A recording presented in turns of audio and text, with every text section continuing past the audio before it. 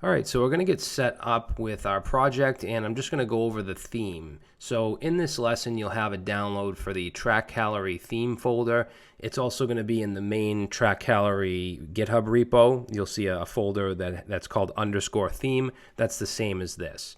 So what I'm going to do, and what I'd suggest you do, is get rid of the _theme, because we're going to obviously turn it into a working app. So I'm going to open that up with VS Code or whatever text editor you're using. And let's just go over this real quick. I'm going to open up index.html and run that with live server. And that's pretty much all we have to do to get set up. All right. Now, we took a look at the project in the last video. But just to kind of remind you here, we have our nav bar. We can set our daily limit. Obviously, none of this stuff works. Like if I set this to 1600, that doesn't actually do anything because there's no JavaScript. Reset day doesn't work. If I try to add a meal, that's not going to work. I can't delete. I can't filter. So it's just a shell of an application. There's a couple things that are dynamic, like this modal and this collapse area here for the forms. But that's because those are included with Bootstrap's JavaScript, basically like their JavaScript components. Now, as far as the theme goes, I just created it's a custom Bootstrap 5 theme. If you look in the files here, you can see I did include the Sass files in case you do want to change some colors up and change some variables.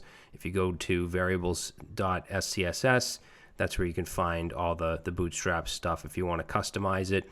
If not, you can completely ignore or even delete this SCSS folder.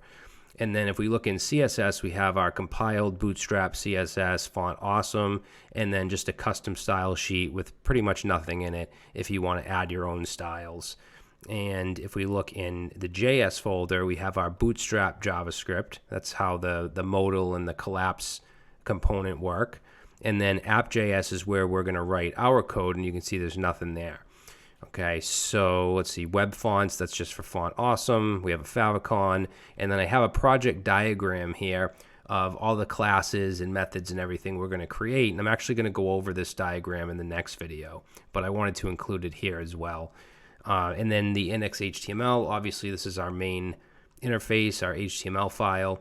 And I'll just go through it real quick. So we have a header that has the H1 with the logo, and then it has the button to set the daily limit, and that's connected to a modal. We have the target is called limit modal, and I have that at the bottom of the file. Okay, then we have the button reset button with the ID of reset. Underneath that, we have the stats, which are it's all this stuff right here, all these cards. So you can see we have like a card class here, and that wraps the daily calorie limit. And right now, everything is just hard-coded, the 2,400 and all that. It's just right in the HTML. Ultimately, that stuff's going to come from JavaScript.